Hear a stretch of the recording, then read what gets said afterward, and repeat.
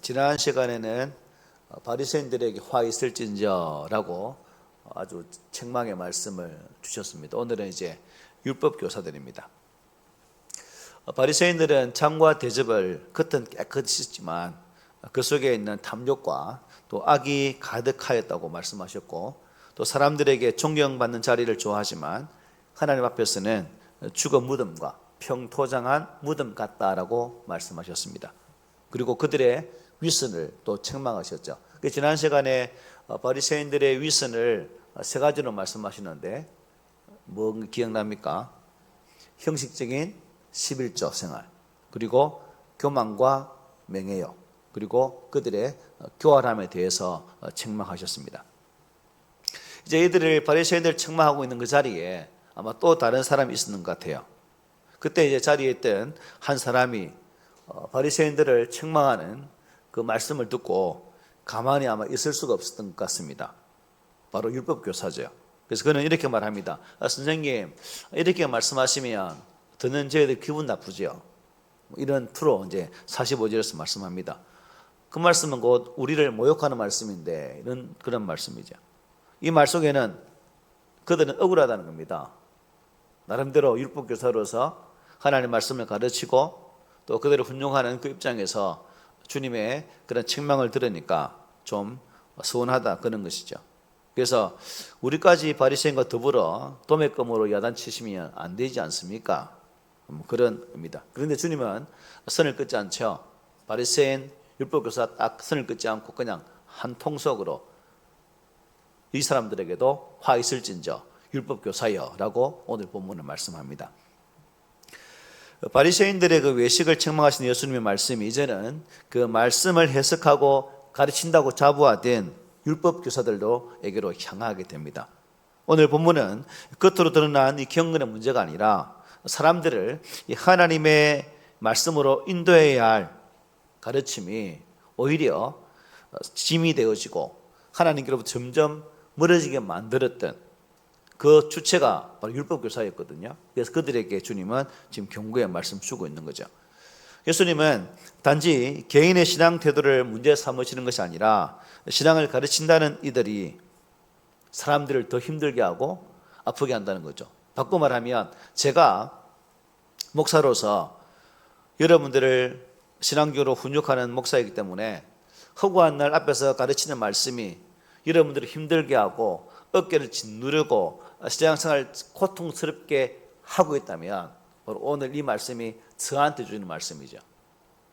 주시는 말씀을 통해서 영적 자유를 누리고 예수 그리스도 안에서 삶의 의미가 무엇인지를 깨닫고 함께 더불어서 영원한 영생의 삶을 기쁘게 살아가도록 돕는 역할을 해야 되는데 그렇지 못했다는 겁니다. 그러므로 이 말씀은 단비단 율법 교사들에게만 하시는 말씀이 아니라 또 오늘 이 말씀 앞에 서서 말씀을 가르치는 모든 자들에게 동일하게 적용되어지는 그러한 말씀이라 하겠습니다. 45절에 보면 그들은 예수님께 항의를 합니다. 한 율법 교사가 예수께 대답하여 이르되 선생님 이렇게 말씀하시니 우리까지 모욕하심이니이다 말하죠. 율법 교사는 율법을 가르칠 수 있는 율법 전문가, 그러니까 종교학자들입니다. 이들은 바리새인들이나 서기관들과 한 통속이었습니다. 한 율법 교사가 바리새인에 대한 예수님의 이 고발을 자신들을 모욕하는 것으로 받아들인 것만 보아도 알 수가 있죠. 그들이 하나의 그릇됨으로 서 있는 똑같은 그런 사람들이었다. 가제는 누구 편? 개편이다. 바리새인들이나 율법교사나 또 찐개 찐거 똑같다 이런 말이죠. 그래서 바리새인들을 책망하니까 이 사람들이 도저히 견딜 수가 없었던 거죠. 그러자 예수님은 이 율법교사들의 위선을 세 가지의 예를 들어서 책망하십니다. 첫째는 지기 어려운 짐을 다른 사람에게 지우면서 자신들은 그것을 피해가는 것을 책망했다는 겁니다. 쉽게 말하면 목사는 지는 책임 안 지면서 성도들에게 온갖 짐을 다 지우는 그런 것을 책망한다는 거죠. 46절입니다. 이르시되 화 있을진저 또 너희 율법 교사여 지기 어려운 짐을 사람에게 지우고 너희는 한 손가락도 이 짐에 대지 않는도다. 이 짐이 뭘까요? 장로들의 유전 몇 가지죠? 613개. 이것을 가리킵니다. 이들은 더 많은 율법을 해석할 수 있는 그러한 권한이 있었고 또 추가적인 그러한 시행수칙을 만들 수 있는 그러한 사람들이었습니다. 그래서 예수님 이들을 향해서 모세의 자리에 앉았다라고 마태복음에서 말씀했어요. 마태복음 23장에 이렇게 말합니다. 서기관들과 바리새인들이 모세의 자리에 앉았으니 그러므로 무엇이든지 그들이 말하는 바는 행하고 지켜야 돼 그들이 하는 행위는 본받지 말라고 말씀하셨죠. 여기 모세의 자리에 앉았다는 것은 그들의 권위가 얼마나 대단한지를 보여주는 그런 말씀입니다. 오늘날에 대부분과 같이 그들의 해석과 판단이 곧 법이 되는 것과 같은 겁니다. 문제는 이 백성들에게 율법의 시행수칙을 엄격히 적용하면서 정작 자신들이 어떻게 해요? 빠져나갈 구멍을 만들어 놓았다는 것입니다. 마치 오늘날 법을 복잡하게 만들어 놓고 자신들은 전문적인 지식을 이용해서 법망을 요리조리 피해가는 여의도에 있는 그 쓰레기통 사람들. 저는 국회에서당 쓰레기통이라고 말합니다. 대한민국 쓰레기를 다 갖다 놨으니까. 그 쓰레기통 사람들이 지들은 피해갈 만큼 다 만들어놨거든요. 여러분, 흔한 여러분 음주운전이나 보십시오. 왜 그렇게 사람을 죽이고 하는데 한 것 안 바뀌어? 왜? 지들이 음주운전 제일 많이 하거든. 그런 거 보면 참 저 쓰레기통을 불 질려야 될 건데 어떻게 할까요? 예를 하나 들어볼게요. 안식일에 여행할 수 있는, 즉 움직일 수 있는 거리가 있습니다. 유대인들은 그죠? 보통 2,000규빗이니까 킬로로 따지면 한 1km 정도. 그러니까 주일날, 안식일날 이 사람들은 1km 내에서는 움직일 수 있다는 거죠. 1km 내에서. 이것은 누구에게나 적용되는 법입니다. 문제는 여러분, 이런 법이 왜 생겼을까요? 연약한 자, 소외된 자, 이런 자들을 보호하기 위해 세워진 법이었어요. 그러니까 이 당시에 소외된 자 누굽니까? 고아들, 과부들, 객들, 이런 사람들 아닙니까? 그런데 이 사람들이 이런 것을 만들어 놓았는데 문제는 유대인들 있는 사람들은 어떤 것이냐면 다른 주거지에 두 끼 먹을 음식만 있으면 그것도 자기 주거지로 인정한답니다. 그러니까 일정한 거리마다 두 끼씩만 저장하면 마음대로 움직일 수 있는 거죠. 마음대로. 이래가지고 약자들은 꼼짝 못하게 하고 있는 자들은 이렇게 마음대로 움직였던 그런 편법을 오늘날 꼭 우리나라에 여의도에 있는 사람들처럼 이 사람들이 만들었다는 겁니다. 대표적인 이런 것이 예일뿐이죠. 그러니까 보통 사람들은 알지 못하는 수많은 예외 규정을 만들어 놓고 자신들은 요리조리 피해가면서 나쁜 짓만 골라 했다는 거죠. 사실 여러분, 조금 전에 말씀드린 것처럼 이 법 정신은, 즉 하나님께서 율법을 주신 목적은 연약한 자를 보호하기 위라고 말씀드렸어요. 어떻게 하면 약자에게 불리함을 있게 하고 그들을 잘 보살펴서 있는 자들로부터 좀 더 인권을 보호하고 그들을 더 아름다운 삶으로 인도하기 위한 그런 목적이 있지만 그렇지는 못했다는 겁니다. 율법학자들은 율법을 주신 목적을 잘 해석해서 약자들의 억울함을 이렇게 막아줘야 되는데 오히려 자신들의 기득권만 챙기려고 애를 썼다는 겁니다. 오히려 율법의 참 정신을 어떻게 했다는 거죠? 훼손하는 자들이었다는 거죠. 여러분들은 방금 안식일뿐만 해도 그렇습니다. 그래서 우리가 이것을 보면서 참 이러한 모습을 보았던 주님의 입장에서는 어떻겠습니까? 당연히 책망할 수밖에 없죠. 그래서 주님은 아주 신랄하게 그들을 책망하고 있는 겁니다. 그리고 둘째는 뭐냐면 이 선자에 대한 조상들의 잘못을 여전히 답습하는 율법교사들을 책망했습니다. 보면 47, 48절 이렇게 말하죠. 화 있을진저 너희는 선자들의 무덤을 만드는도다. 그들을 죽인 자도 너희 조상들이로다. 이와 같이 그들은 그들은 죽이고 너희는 무덤을 만드니 너희가 너희 조상의 행한 일에 증인이 되어 옳게 여기는도다. 자, 너희는 선지자들의 무덤을 만든다. 자, 이스라엘 백성들의 쭉 삶을 유다인들을 보십시오. 구약 시대에 하나님의 사람들을 누가 죽였습니까? 유대인들이 죽였죠. 바로 그것을 말씀하고 있는 겁니다.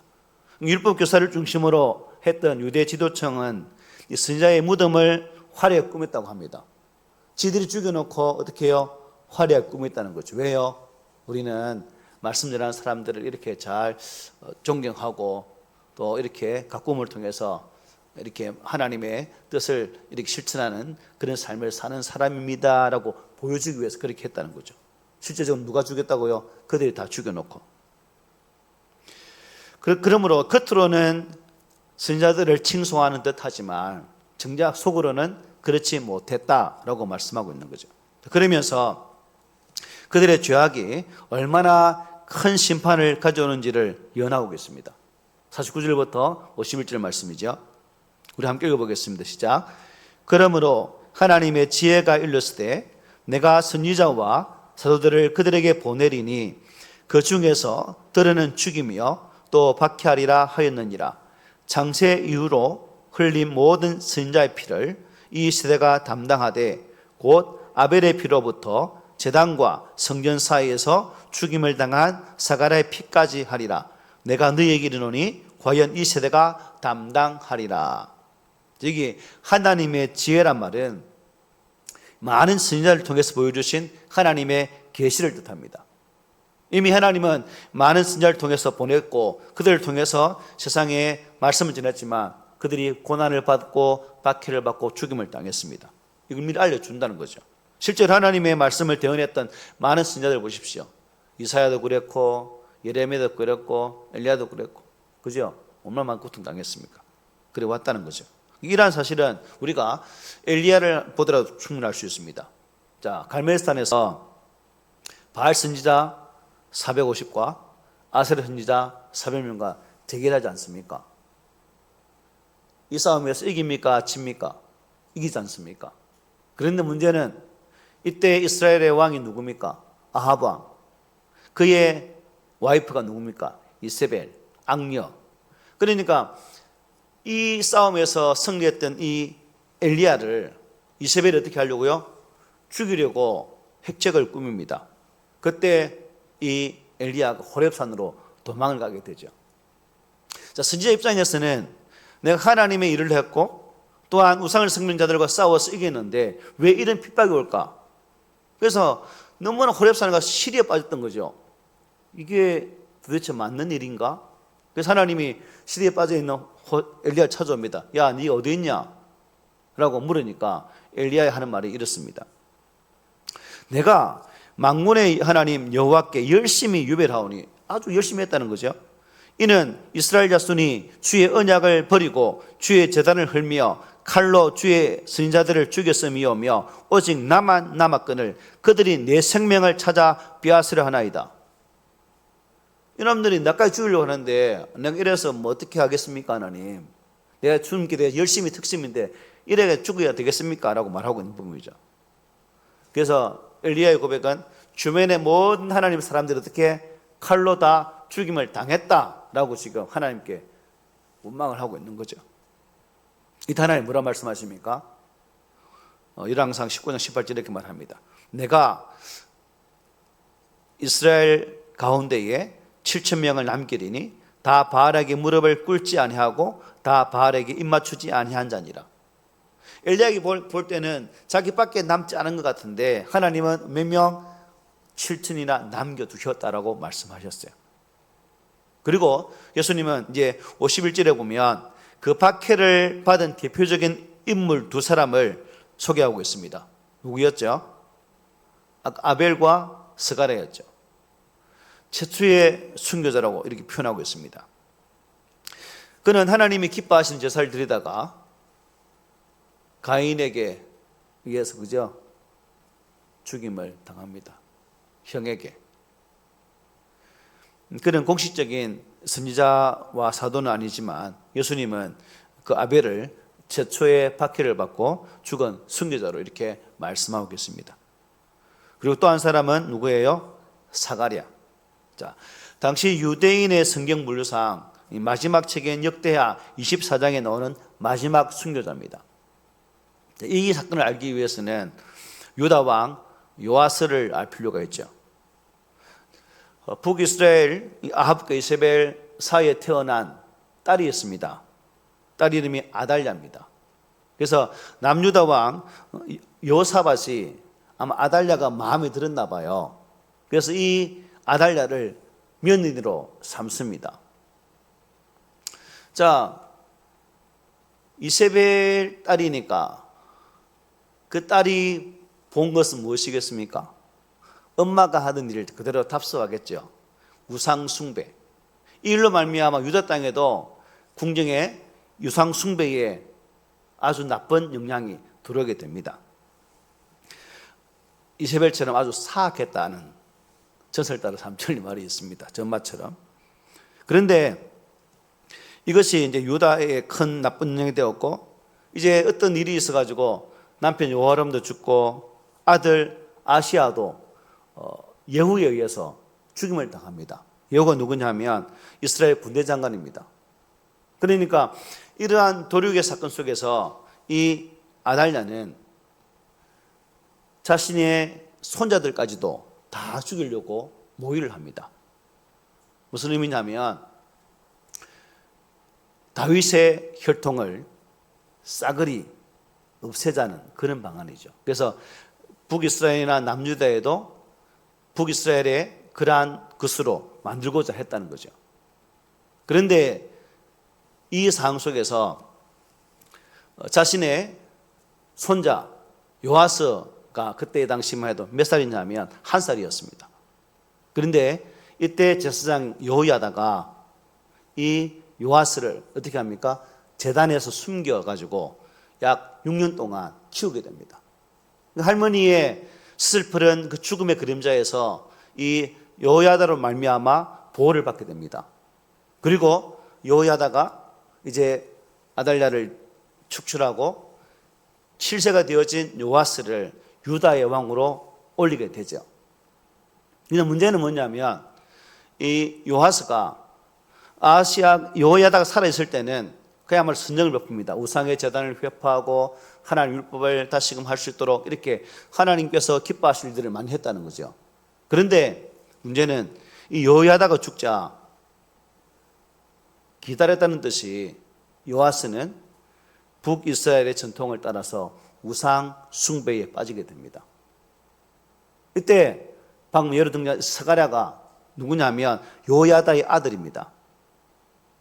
이 아들이 그러면 안 된다라고, 당신의 일이 형통하지 못할 거라고 이 요아스에게 직언을 하니까 듣던 요아스 기분이 어떨까요? 나빠요. 그래서 이 스가랴를 사람을 시켜서 죽여버립니다. 참 이 요아스를 보면 영적으로 시작했다가 육신으로 마치는 대표적인 인물 중 한 사람입니다. 그리고 나중에 전쟁을 통해서 다치게 되어지고 침상에 있을 때 자신들의 신하에 의해서 그냥 죽임을 당하고, 이스라엘 유다 왕이 죽으면 열왕들이 묻히는 무덤에 들어가죠. 그런데 요아스는 그 무덤에도 들어가지 못하는 그런 결과를 가져오죠. 바로 여기 스가랴, 선교자를 뜻합니다. 그래서 예수님은 이 스가랴의 죽음을 언급하면서 제단과 성전 사이에서 죽임을 당했다라고 지금 말씀하고 계신 거죠. 그런데 그들의 핏값을 지금 세대가 뭐 한다고? 갚아야 한다고 말씀해요. 50절에 보면 창세 이후로 흘린 모든 선자의 피를 이 세대가 담당하되, 51절 하반절, 내가 너희에게 이르노니 과연 이 세대가 담당하리라고 말씀하고 있다는 겁니다. 아직까지도 이런 의로운 자를 죽이는 역사를 중지하지 않고 반복하고 있으니까 이 죄가 크다는 것이죠. 그들은 역사로부터 배우지 못했다는 겁니다. 겉으로는 그들의 무덤을 화려하게 꾸미지만 그들이 다시 온다면 여전히 돌로 쳐 죽일 자들이 바로 이 사람들이었다는 것입니다. 그래서 한 개도 하나도 변한 것이 없다는 거죠. 실제로 그들은 선지자 중에 선지자였던 누구예요? 예수님을 모함하고 또한 예수님을 십자가에 죽도록 내몰았던 분류가 바로 이들 아닙니까? 그래서 예수님 말씀대로 주 70년 예루살렘 멸망함으로써 선지자를 죽인 그 죄의 행부를 받아서 이 사람들이 다 고통을 받게 되죠. 여러분, 오늘 예수의 말씀은 우리에게도 아주 심각한 경고를 주는 말씀이에요. 과연 오늘날 예수님 오신다면 우리 한국 교회는 과연 쌍수를 들고 환영할까? 어떻게 할 것 같아요, 여러분? 여러분 예수님 오면 쌍수 들고 환영할 분들이죠. 우리 한국 교회가 그럴까? 아니면 이 바리새인처럼 박해할까? 나는 어떠할까? 한번 생각해 보십시오. 우리는 모두 신앙인이 아닌 형식적인 종교인이 되는 것을 항상 두려워해야 됩니다. 하나님 말씀을 귀로만 들어서 안 된다는 거예요. 말로만 아멘하고 끝나서는 안 된다는 겁니다. 삶의 변화가 일어나야 된다는 것입니다. 그리고 세 번째는 책망이 뭐냐면 지식의 열쇠를 가지고 자신들로 들어가지 않고 남도 들어가지 못하도록 문을 막는 역할을 누구했다? 율법교사들이 했다는 거죠.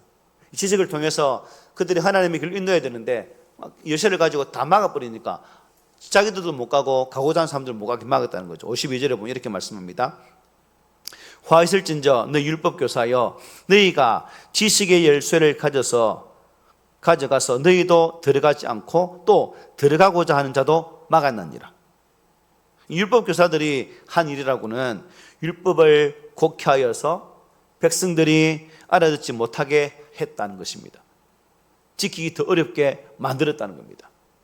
그래서 결국 자신들도 그 덫에 걸려서 말씀대로 살지 못하고 다른 사람들도 하나님 뜻대로 살지 못하게 만들어 버린 거죠. 지식의 열쇠를 가지고 천국의 문을 연 것이 아니라 반대로 잠궈 버렸다는 것입니다. 영적 지도자 타락이 얼마나 무서운지를 잘 보여주는 말씀입니다. 일반 사람은 그 자신과 주변의 몇몇 사람에게는 영향을 끼치겠지만 영적 지도자의 타락은 그 공동체에 속한 구성원 전체에게 영향을 끼치게 되는 거죠. 그래서 야고보 사도는 야고보 3장 1절에서 이렇게 말씀했습니다. 네 형제들아 너희는 선생된 우리가 더 큰 심판을 받을 줄 알고 선생이 많이 되지 말라라고 말씀했어요. 이런 일들은 지금도 여전히 반복되고 있습니다. 오늘날에도 거짓 교사들이 얼마나 많습니까? 잘못 가르쳐서 이단에 빠지게 하는 사람들이 얼마나 많습니까? 그러므로 여러분들도 말씀 배우는 건 좋지만 어디서 배우는지를 항상 선택해야 되겠죠. 바른 곳에서 말씀 배우는가? 혹 어느 분이 와서 좋은 곳 있는데 말씀 배우러 갈래요? 하면 줄 따라가지 마시고 꼭 저한테 먼저 물어보고 따라가시면 좋겠습니다. 예수님의 말씀을 들은 서기관과 바리새인들이 이제 반응이 어떠합니까? 이제 그들의 반응이 이제 53절 54절이죠. 거기에서 나오실 때에 서기관과 바리새인들이 거세게 달려들어 여러 가지 일을 따져 묻고 그 입에서 나오는 말을 책잡고자 하여 노리고 있더라. 예수님을 이제 공격하는 거죠. 자신들의 잘못을 깨닫고 회개하기는커녕 오히려 예수님께 달려들어서 거칠게 항의를 했다는 겁니다. 그리고 그 입에서 나오는 말을 책잡으려고 노력을 했다라고 말씀하고 있죠. 여기서 우리는 이 당시 서기관들과 이 바리새인들의 마음이 얼마나 여러분 강팍해지는지를 볼 수 있는 대목입니다. 도저히 말씀의 씨앗이 심을 수 없는 또한 뿌리 낼 수 없는 그 딱딱한 마음을 가진 자가 바로 이들이었습니다. 명식이 종교 지도자인데 하나님의 거룩한 말씀에서 완전히 벗어난 그들의 모습, 리더이지만 진정한 리더의 삶을 살지 못했던 그들의 모습을 이 말씀을 통해 우리는 확인할 수 있다는 사실입니다. 그들에게 문제는 어떠한 잘못을 범한 것이 아니라 무엇일까요? 책망을 듣고도 회개할 줄을 전혀 몰랐다는 겁니다. 그것이 바로 하나님의 심판을 피할 수 없는 직접적인 원인이 되기도 합니다. 저와 여러분들 또한 마찬가지입니다. 하나님의 말씀을 보고 그 말씀이 우리에게 책망할 때에 우리가 보여야 할 반응은 무엇일까요? 회개입니다. 그 말씀 앞에 서서 그 말씀이 깨우치는 대로 회개하고 바로 설 수 있도록 노력하는 자세가 우리 가운데 있어져야 되겠죠. 사람은 누구나 여러분 그럴듯해 보여도 실상은 불완전하고 연약한 죄인에 불과하죠. 때문에 누구나 유혹에 흔들리고 죄에 빠지게 되어 있습니다. 따라서 하나님께서 우리에게 진정 원하시는 것은 우리가 한 번도 실수나 잘못을 범하지 않는 것이 아니라 뭐예요? 그 잘못을 깨닫고 속히 돌아서는 것. 이것이 하나님께서 우리에게 원하시는 거라는 거죠. 안타깝게도 이 서기관들과 바리새인들은 스스로 마음을 아주 강박해 함으로 예수님께서 자신들의 치부를 드러내어 말씀하실 때 이를 선하게 받지 않고 오히려 모욕으로 받았다는 거죠. 그들에게는 오직 스스로를 의인으로 여기는 그러한 교만한 마음이 앞서서 예수의 말씀조차 받아들일 준비가 전혀 되어 있지 않았다는 겁니다. 다윗이 여러분 다른 왕들과 다른 이유가 뭘까요? 하나님의 말씀 앞에 책망 앞에 즉시 즉각으로 회개했다는 거 아닙니까? 문제는 오늘 우리도 이 서기관들이나 바리새인과 같은 잘못을 범할 수 있다는 사실입니다. 그런데 목회자의 책망하는 설교를 들으면 여러분 기분은 어때요? 제가 여러분을 야단치는 설교하면 그 말을 어떤 사람들이 이렇게 듣죠. 치는 설교 또 하네. 이렇게 들을 때가 있지요. 오늘 오신 분들은 없겠지만 아마 다른 분이 있을 것 같아요. 그래서 그런 치는 설교 하네 그런 마음을 품고 어떻겠습니까? 오히려 화살을 그 말을 전하는 목회자에게 돌릴 때가 참 많습니다. 우리는 그런 말씀 앞에서 내 가슴을 치는 말씀이라면 오히려 감사해야 되겠죠. 이러한 은혜가 있구나 하는 사실 앞에 감사를 해야 됩니다. 말씀해 줄게요. 우리가 두 주 연속 이제 예수님의 이 바리새인과 율법 교사의 위선을 책망하는 말씀을 들었습니다. 바리새인 3번, 율법 교사 3번, 도합 6번, 화 있을진저라고 말씀하셨어요. 이것이 그 시대의 사람들에게만 주신 말씀이 아니라 바로 오늘 우리들에게 주신 하나님의 말씀으로 받으시기를 바랍니다. 그리고 나의 치부가 드러났다고 분노해서 예수님께 달려들지 말고 나 자신을 살피고 회개하는 그러한 기회로 삼으시기를 바랍니다. 그 지뢰로 형식만 갖는 종교인이 아니라 내면에서부터 새롭게 되어서 사랑을 실천하는 참된 신앙인이 되시기를 바랍니다. 그래서 장차 심판받을 때 책망을 받고 화 있는 사람이라고 소리를 듣는 사람이 아니라 칭찬을 받을 복 있는 사람이 다 되시기를 오늘 말씀으로 축복을 드립니다. 아멘.